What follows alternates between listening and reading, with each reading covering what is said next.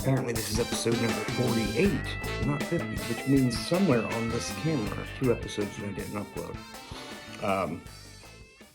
No point in going back and trying to figure out which ones are which, but hey, how are you? If you're listening, and hopefully I won't get hit with a copyright claim on that. Those Q Lazarus song is Goodbye Horses. That's actually a new version that was unearthed, found by Sacred Bones Records, who, if you don't know, is John Carpenter. And Q Lazarus, Diane Lucky, who's not with us anymore, was known primarily for the song Goodbye Horses, because that's what Buffalo Bill dances to in Silence of the Lambs. So that was a new version that they found. It's called the New Wave version. And I really dig it. It's also, there's an album dropping. The only official Q Lazarus album. Sorry, I'm checking out my hair. It looks crazy today. So I got mine. I got one of the 500 that Sacred Bones Records is putting out. So I'm really happy about that. I don't know why I'm yawning so much today, folks. But they're quick and fast. So what's going on with me this week? I'm supposed to go to a family get-together on Sunday. But the problem that I've got is my immunity is down so much that I have to go get an IVIG. And if you're new to the channel, that means I have to go get intravenous immunoglobulin, which is just a fancy word to say, I need to go get injected, infected, inspected, detected with some, I guess, antibiotics, just to get my immunity up. And the problem is I'm hoping that I'm feeling, because I've been really tired lately. And the problem is my immunity is down, which also might be one of the reasons I'm yawning more than usual in this video. So we're going to do that on Friday. I'm looking at guitars to see if there's anything that I need to show you guys. I do have a guitar to show you guys. So this guitar, so I bought the body and the pickguard, okay, for $50 plus shipping. And if you know me as well as I know me, you know that the Gibson Explorer shape is one of my all-time favorite guitar shapes. It actually might be my favorite even over, like, the Flying V or the Thunder or the Firebird, which I don't know if I've shown you guys the Firebird I just got. I think I did. But I bought this off of Reverb, and I didn't really pay attention to the photos. I looked at the top of it, and I watched the video of the guy playing it. But the entire back was almost cut out, which is okay. It's just ugly. So I'm going to be working on this one. Now, again, all I bought was the body, okay? So here she is. I have it pulled away purposely because it's got a real bad fuck up on it that I did. That I'm going to have to try to fix. But there's the back. This is what it looked like in the back. All of this is just empty. It's just a big empty channel. So you route it this way, route it this way, instead of doing it in the front under the pickguard like you normally would. But it's an interesting guitar. It plays okay.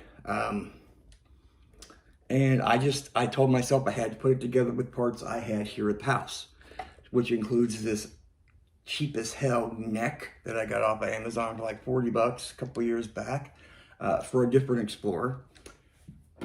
But it's solid.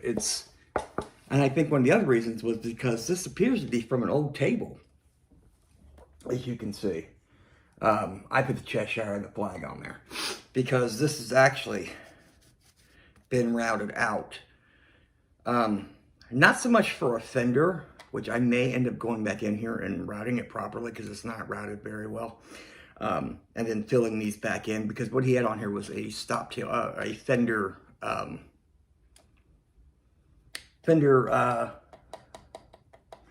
wasn't a fender. It's a small bridge, looks like a fender from the top, but it didn't have a block. It doesn't have a block on it, so you're supposed to have ferules and everything with it. And I don't know what he had going because there's nothing there. So I filled that in. That looks like crap too, because I just wanted to get it done. I don't know if it's going to be something that I play really ever, but worst case scenario, I have an accurate Gibson-sized Explorer template. So if I choose to make any more, I'll use this as a template for it. I don't even know how I've got it wired, honestly. I thought I had it volume, but I don't even remember. I don't even know if this is wired, to be completely honest with you. And it may just actually be hardwired to the output jack and just be reliant on using the volume on my stump box. I don't know. Look at that. We're having a conversation about guitars on a cancer channel. I know, it's crazy. It's the holidays. I don't want to talk about my cancer. Lost too many people, and I'm extremely, what's the word I'm looking for? Lucky. Blessed. I'm extremely blessed. Because you got to realize since 2022, everything's been crazy. If you're new and you have no idea what I'm talking about and you didn't go back and watch the first couple videos, I will do a breakdown for you. Actually, we can go back to 2020. My wife was diagnosed with ovarian cancer. She had a tumor the size of a soccer ball in her stomach, and that's what she went to have checked out. Like, that doesn't feel right. My stomach is really big, and soccer ball sized tumor. So she had to go into the hospital and have that removed. And I am very happy to say she is still cancer free after 4 years. Then in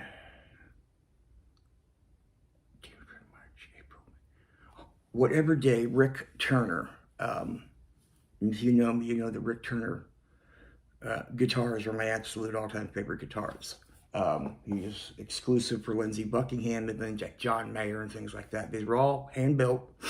I have a Turner. It's a knockoff, but I have one. And I've done a whole lot of modifications to it to make it even more of a Turner. But he and I had our heart attacks on the same day. And unfortunately, he didn't survive his, and I did. So we had a stent placed. Then October of that year, my nephew, my sister's only son, who was a miracle baby to begin with, he was diagnosed with leukemia. He was rushed. My sister lives in Alabama, Huntsville, and they had to rush him from there to St. Jude's, Nashville.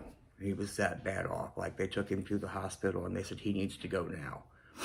And they took him, and that's where he stayed until March. So that was in October that he was diagnosed with leukemia. The end of December was when I was diagnosed with my blood cancer, my blood and bone marrow cancer, which the doctor used the term they're cousins. So,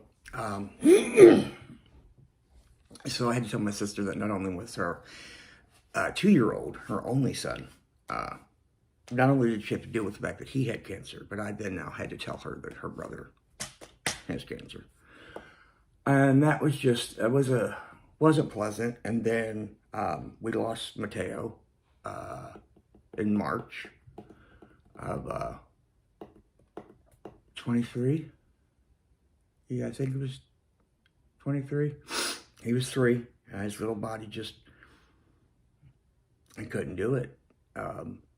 Whereas mine could, and every stick, every poke, he was my, we were cancer buddies, and even after he passed, we're still talking. I say butthole every day for him. Somewhere I actually have a bracelet that says butthole, and one of the tattoos I was going to get was going to be butthole, like that, because he loved that word. That and shut your pie hole.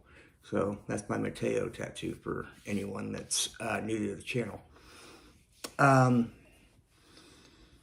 then, of course, my sister told me I couldn't die, which I'm so far good, because she couldn't handle it. And I completely understand that. And I got to tell you, her, and, oh, there it is, because you guys thought I was kidding.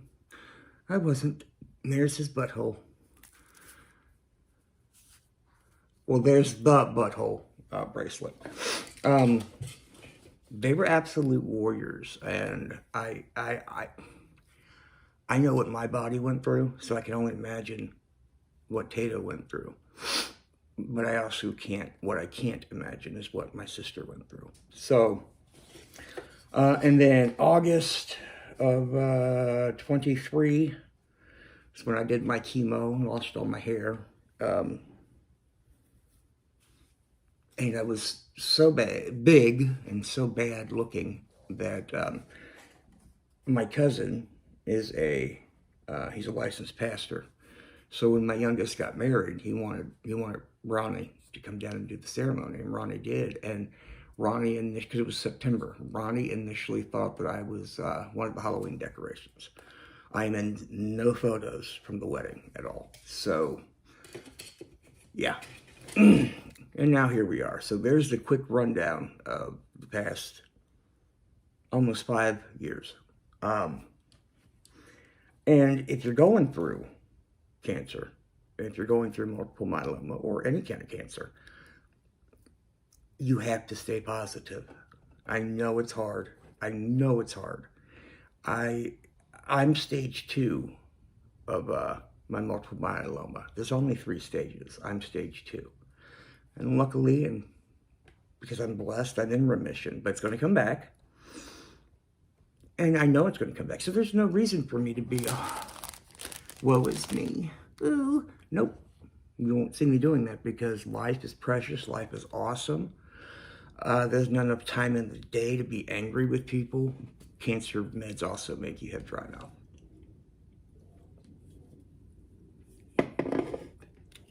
There's just no time, guys. So, like I always try to say at the end of my videos, love yourself, love people. It's just not worth being angry all the time. And that goes the same way with cancer. It's not worth it being sad all the time.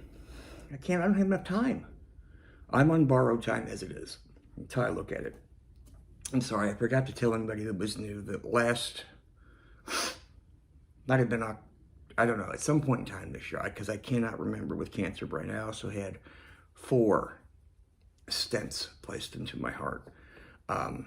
After my original, the cat that put the first stent in me, told me I was okay and not to worry about it, even though I was feeling angina for over a year.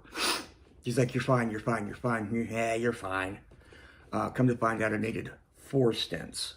So I wasn't fine and I was in pain. We're going to be talking to a lawyer after the first of the year. Because while I had to go through pain for almost a year, I got lucky and went to a different doctor. But what if he makes this mistake with somebody else and he kills them? So, yeah. Okay. That's all the grim, gross, and yucky. Okay? Now we're back to the fun stuff. I think I have all my Christmas shopping done. Now, if it gets here on time, that's going to be the question, because I don't know. Amazon, Temu, Sacred Bones, Q Lazarus album. I ordered that. I sent my sister some Kentucky bourbon, so hopefully that'll get to her before Christmas. But aside from like some odds and ends here, I think I'm done myself and done shopping. I got everything I think Liv wanted. I got something for Sam. I've got the guitar for Ben. I've got, we shopped for Jude. So, you know, the daughters in-laws, Amberly and Jordan. I picked something up for Jordan last night. Because and it's not a bad thing. It's just that Jordan and I are closer than Amberly and I. Because I see Jordan and Ben more than I see Sam and Amberly. So, so I'm going to have Liv get some stuff for Amberly. Because I did pick up something for Jordan last night. I think that's about it, guys. I am working on a Christmas video. It's going to be not suitable for work like any other video that I would do, animation-wise.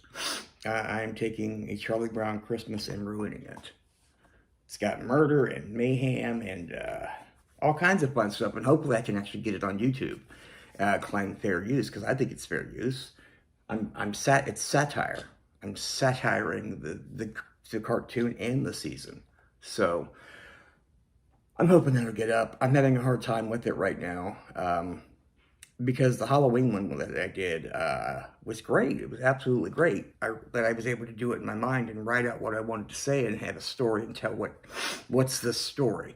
And I didn't do the Thanksgiving one because I just really wanted to get the Halloween one done and perfect. And I just got it to a point where I'm like, you know what? It's as good as it's going to get. And then I lost the file. So I had to do it all again. So luckily I still have the audio clips, but the actual done video is gone. So I had to redo it. And I finally just stopped because I'm like, you know what? It's Christmas. I need to work on this other one. And I'm stuck because I can't figure out what the story is. I know it's got Charlie Brown eating Woodstock for Thanksgiving dinner. And that's why the bird was so small. If you haven't seen that video, if you didn't get the chance to see it before it was taken down by YouTube, this is the voice, Charlie Brown's voice right here. Hey!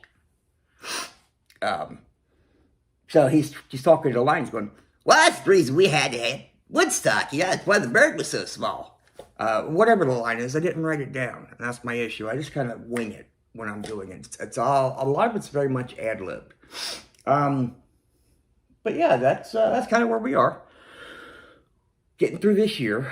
Had some really shitty barbecue last night. I'm not going to name the place because I don't know what the hell I won't eat there again. I've had it before and it was fine. So I don't know what, and Liv's tasted fine. So I don't know what was up with mine, but I won't eat there again. Sauerkraut and sausage tonight. And then we're going to do a cheese ball. My award-winning cheese ball, which has actually never won an award. That's just what I call it because it's really, really, really good. And everybody always asks me to make one. And I don't make it like most people. I use cream cheese and I use meat and I use green onion. But there's one ingredient that I use in mine that my late Aunt Carol taught me. And she would make that cheese ball knowing for me every time we would get together. She made me a cheese ball. And she gave me the recipe. And it's the recipe that I use to this day. Another victim of cancer. But to do that, it's not going anywhere. I just want a cheese ball because they're awesome and they're delicious. So I'm actually going to go make that now. Maybe if you're really good and you're really awesome, I will give you the recipe in the next video. It'll be my Christmas present to you. And trust me, I've had way too many people tell me how awesome it is, and I've had 0 people tell me it's not.